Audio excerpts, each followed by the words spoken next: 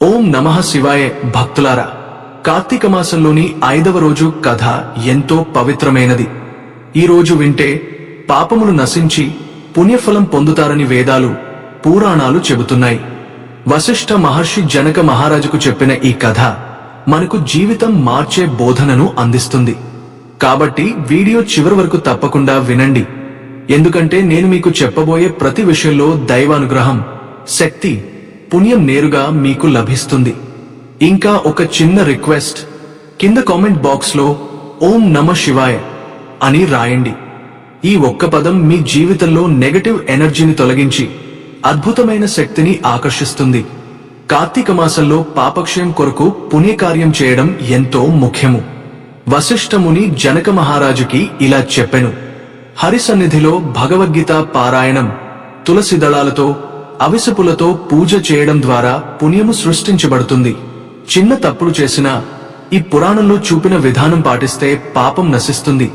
శాంతి, సంపద, కృషి ఫలితంగా వస్తుంది.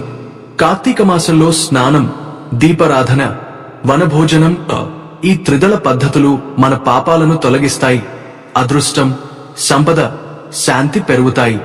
ప్రతి ఏడాది కార్తీక మాసం వచ్చే మోదు మన జీవితం మారే అవకాశాలను తీసుకురావడం జరుగుతుంది. ఒక చిన్న పాపం, ఒక చిన్న తప్పు మన జీవితాన్ని వెనక్కి నెట్టగలదు.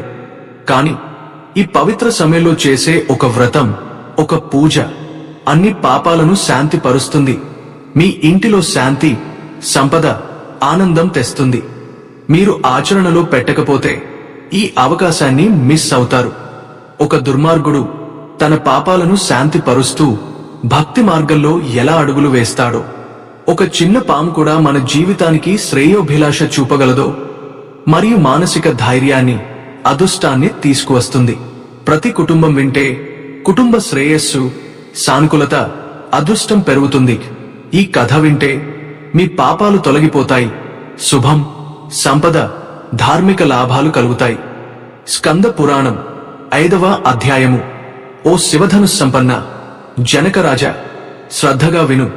మనం చేసిన పాపాలన్నింటినీ నశింపచేయగల శక్తి ఒక్క కార్తీక మాస వ్రతానికి మాత్రమే ఉంది. కార్తీక మాసంలో విష్ణు సన్నిధిలో ఎవరైతే భగవద్గీత పారాయణం చేస్తారో వారి పాపాలన్నీ కూడా పాము కుబుసంలాగా తొలగిపోతాయి. అందునే 10-11 అధ్యాయాలను పారాయణ చేసేవారు వైకుంఠానికి క్షేత్రపాలకుడు అవుతాడు. ఎవరైతే కార్తీక మాసంలో తులసి దళాలతో కాని, తెలుపు లేదా నలుపు గన్నేరు పూలతో కాని విష్ణు పూజ చేస్తారో వాళ్ళు వైకుంఠానికి చేరి విష్ణు సమభోగాలను అనుభవిస్తాడు. ఈ కార్తీక మాసంలో హరిహరులు ఎవరి సన్నిధినైనా సరే, ఏ పురాణాన్నైనా సరే చదివేవాడు సర్వకర్మబంధు విముక్తులు అవుతారు. కార్తీక వనభోజనము. శ్లోయ్య కార్తీకే సితే వనభోజనమాచరే సయాతి వైష్ణవం ధామ సర్వపాపై ప్రముచ్యతే. కార్తీక మాస శుక్లపక్షంలో వనభోజనం చేసినవారు పాప విముక్తులు అయి విష్ణుధామాన్ని పొందుతారు. జప, హోమ, పూజ, భోజన, తర్పణ ఫలాలతో పాపి, క్షుద్ర, చండాలాది అశోచవంతుల యొక్క సంభాషణలను వినిన పాపం తుడిచిపెట్టుకుపోతుంది. కాబట్టి మహారాజా, కార్తీక మాస శుక్లపక్షం అన్ని రకాల వృక్షాలతో బాటుగా ఉసిరి చెట్టు కూడా ఉన్న తోటలోనే వనభోజనము ఏర్పాటు చేసుకోవాలి. ఆ ఉసిరి చెట్టు క్రింద సాలగ్రామం నుంచి గంధం, పుష్పాలు, అక్షతలతో పూజించి యథాశక్తి బ్రాహ్మణులను ఆహ్వానించి గౌరవించి వారితో కలిసి భోజనం చేయాలి. ఇలా కార్తీక మాసంలో వనభోజనాన్ని ఎవరైతే నిర్వహిస్తారో వాళ్ళు ఆయా కాలాలలో చేసిన సర్వపాపాల నుంచి తెములుకుని విష్ణులోకాన్ని పొందుతారు. జనకపతి ఈ కార్తీక మహత్యాన్ని భక్తి శ్రద్ధలతో విన్న బ్రాహ్మణ కుమారుడు దుర్యోని సంకటం నుంచి రక్షింపబడ్డాడు. ఆ కథ చెబుతాను విను. దేవదత్తోపాఖ్యానము. పూర్వం కావేరీ తీరంలో దేవశర్మ అనే సద్బ్రాహ్మణుడు ఉండేవాడు. అతనికి పరమ దుర్మార్గుడు అయిన కుమారుడు కలిగాడు. అతని పేరు దేవదత్తుడు. అతగాడి దుష్ట ప్రవర్తనలను గుర్తించిన తండ్రి అతగాడిని పాపవిముక్తుడిని చేయాలని సంకల్పం చేసుకుని, నాయనా, రోజూ కార్తీక ప్రాతస్నానాన్ని ఆచరించు. సాయంకాలమున హరిసన్నిధిలో దీపారాధనమును చేస్తూ ఉండు. ఈ విధంగా కార్తీక వ్రతాన్ని ఆచరించి ధన్యుడివిక అని చెప్పాడు. కాని దుర్వర్తనుడైన ఆ బ్రాహ్మణపుత్రుడు తాను అటువంటి కట్టుకథలను నమ్మనని, కార్తీక వ్రతాన్ని ఆచరించనని తండ్రికి ఎదురు తిరిగాడు. అందుకు విసిగిన దేవశర్మ తన కుమారుడిని అడవిలోని చెట్టు తోర్రలో ఎలుకవై పడి ఉండు, అని శపించాడు. శాపానికి భయపడిన ఆ బ్రాహ్మణ కుమారుడు తండ్రి పాదాలపై పడి తనకు తరుణోపాయం చెప్పమని కోరగా ఆ తండ్రి, నాయనా, నీవు ఎప్పుడైతే కార్తీక మహత్యాన్ని సంపూర్ణంగా వింటావో అప్పుడే నీ ఎలుక రూపం తొలగిపోతుంది అని శాప విముక్తిని అనుగ్రహించాడు. దేవదత్తుడి శాప విముక్తి. తండ్రి శాపం కారణంగా అప్పటికప్పుడే ఎలుక రూపాన్ని ధరించిన బ్రాహ్మణ యువకుడు దట్టమైన అరణ్యంలో కలమంతమైనదే అనేక జంతువులకు ఆధారభూతమైనది అయిన ఒక మహావృక్షం తొర్రలో నివసిస్తూ ఉండేవాడు. ఇలా కొంతకాలం గడిచిన తరువాత ఒకనొక సమయంలో మహర్షి అయిన విశ్వామిత్రుడు శిష్య సమేతంగా కార్తీక స్నానం ఆచరించడానికి వచ్చి ఆ ఎలుక ఉన్న చెట్టు మొదలు కూర్చుని తన శిష్యులకు పరమ పావనమైన కార్తీక మహత్యాన్ని వినిపించసాగాడు. ఆ సమయంలో దయాహీనుడు, పాపాల పుట్ట, అడవజీవాలను హింసించి పొట్టపోసుకునే వాడు అయిన ఒక కిరాతకుడు ఆ ప్రాంతాలకు వచ్చాడు. పుణ్యపురుషుల దర్శనం వలన ఉపకారమే కాని అపకారం ఏనాడు జరగదు.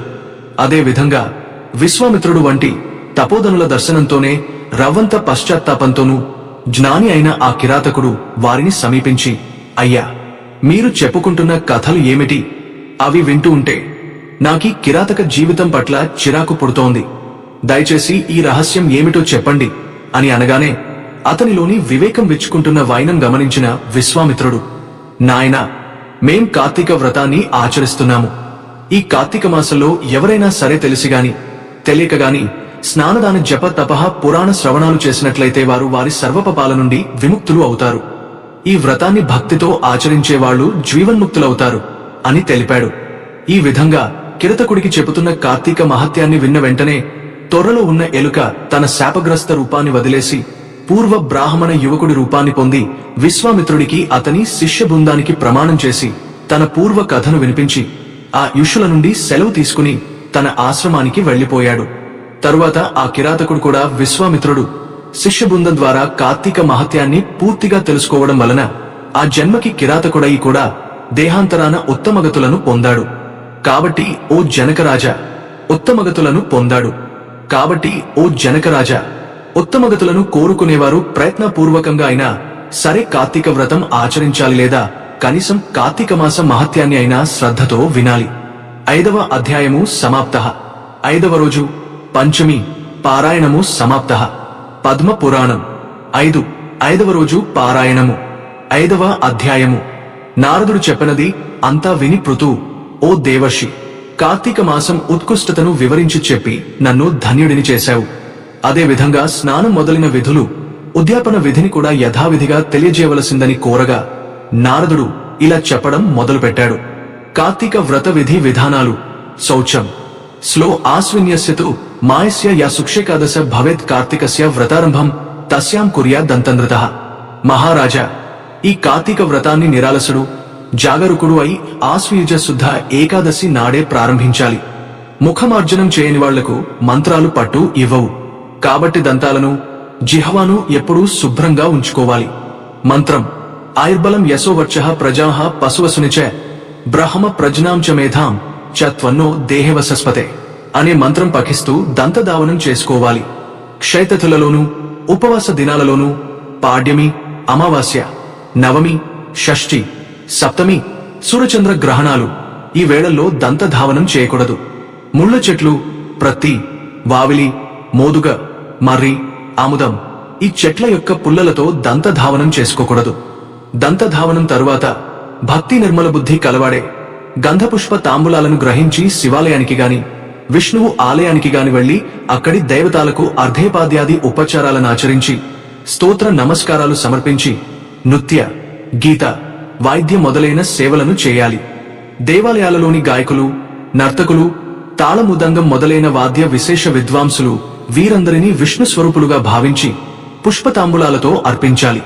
కృతయుగంలో తపస్సు, త్రేతాయుగంలో యజ్ఞం, ద్వాపరంలో దానం భగవంతుడి ప్రతీకారాలు కాగా ఈ కలియుగంలో భక్తియుతమైన సంకీర్తనం ఒక్కటే ఆ భగవంతుడికి సంతోషాన్ని కలిగిస్తుంది. నాయనా పృథురాజా, ఒకానొకసారి నేను శ్రీహరిని దర్శించి, తాత, నీ యొక్క నిజమైన నివాస స్థానం ఏదో చెప్పు అని కోరాను. అందుకు ఆయన చిన్మయమైన చిరునవ్వు నవ్వుతూ, నారదా, నేను వైకుంఠంలో గాని యోగుల హృదయాలలో గాని ఉండను. కేవలం నా భక్తులు నన్ను ఎక్కడ కీర్తిస్తూ ఉంటారో అక్కడ మాత్రమే ఉంటాను. నన్ను కీర్తించే భక్తులను ఎవరైనా గౌరవించినట్లయితే సంతోషిస్తాను. నన్ను కీర్తించే భక్తులను ఎవరైనా గౌరవించినట్లయితే సంతోషిస్తాను. నన్ను షోడశోపచారాల పూజించినా నాకు అంత సంతోషం కలగదు. ఎవరైతే నా పురాణగాథలను, నా భక్తుల కీర్తనలను విని నిందిస్తారో వారే నాకు శత్రువులు అవుతున్నారు అని చెప్పాడు. హరిహర దుర్గా గణేశ సూర్యారాధనలకు ఉపయోగించకూడని పువ్వులు. ఓ రాజా, దిరిసెన, ఉమ్మెత్త, గిరిమల్లి, మల్లి బూరుగ, జిల్లేడు, కొండగోగు వీటి పుష్పాలుగాని, తెల్లటి అక్షతనుగాని విష్ణువును పూజించుటకు పనికిరావు. అదే విధంగా జపాకుస్మాలు, ముల్ల పుష్పాలు, దిరిసెన పువ్వులు, బండి గురువింద, మాలతి పుష్పాలు ఇవి ఈశ్వరుడిని పూజించేందుకు తగవు. ఎవడైతే సిరిసంపదలు కావాలని కోరుకుంటున్నాడో అటువంటివాడు తులసి దళాలతో వినాయకుడిని, గరికతో దుర్గాదేవిని, అవిసె పువ్వులతో సూర్యుడిని పూజించకూడదు. ఏ దేవతలకు ఏ పువ్వులు శ్రేష్టమైనవో వాటితోనే పూజించాలి. అలా పూజించినప్పటికీ కూడా స్లో మం త్రాహినం క్రియహివం భక్తిహీనం సురేశ్వర యత్పూజితం మాయాదేవ పరిపూర్ణం తదస్తుతే. ఓ దేవా, మంత్ర క్రియాదిక లోపభూయిష్టమైన నపంటికిని నాచే చేయబడిన పూజ నీకు పరిపూర్ణమైన దగుగాక అని క్షమాపణ కోరుకోవాలి. ఆ తరువాత దైవానికి ప్రదక్షిణ నమస్కారాలు ఆచరించి పునః క్షమాపణను చెప్పుకుని నృత్య, గాన మొదలైన ఉపచారాలతో పూజను సమాప్తి చేయాలి. ఎవరైతే కార్తీక మాసంలో ప్రతిదినం రాత్రి శివపూజగాని, విష్ణు పూజగాని ఆచరిస్తారో వారు సమస్త పాపాల నుండి విడివడి వైకుంఠాన్ని పొంది తీరుతారు. 5వ అధ్యాయము సమాప్తః.